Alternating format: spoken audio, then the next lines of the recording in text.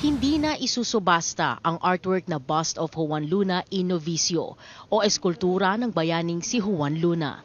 Si Luna ang puminta ng pamosong larawan na spoliarium. Yan ay matapos ang mutual decision sa pagitan ng National Museum of the Philippines at may-ari ng 1884 sculpture. Sa opisyal na anunsyo ng Salcedo Auctions ngayong araw, sinabi nitong gesture of goodwill ng owner ang auction withdrawal. Matapos na rin ang letter of request na isinumite ng National Museum sa Salcedo Auctions. Nakatakdasa ng i-auction ang Juan Luna bust ngayong Sabado, September 16, sa the well-appointed live sale ng Salcedo Auctions. We are of course happy to withdraw this particular auction from tomorrow's sale in light of its provenance and of course its likely importance to the nation.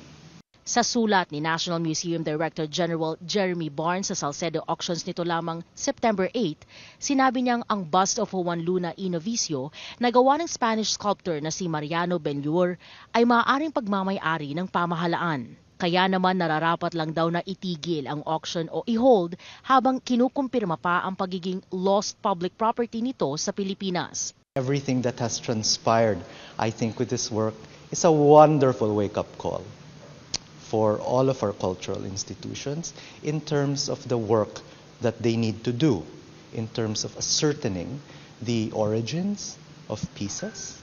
We are in solidarity with the nation, and we are in solidarity with the owners and with the National Museum in terms of finding the truth about this sculpture and coming to a conclusion, of course, where all the parties will be pleased.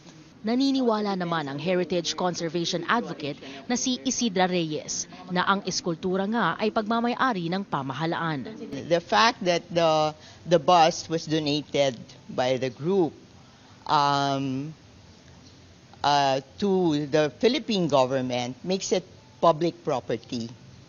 And during the war, it was thought to have been lost, so it is considered as lost property, which the government should recover.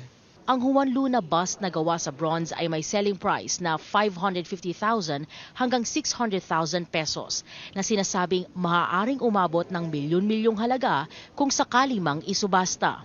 Mananatili raw ang makasaysayang artwork ng bust of Juan Luna in Novicio hanggang alas 2 ng hapon bukas sa Salcedo Auctions sa Makati para sa public display.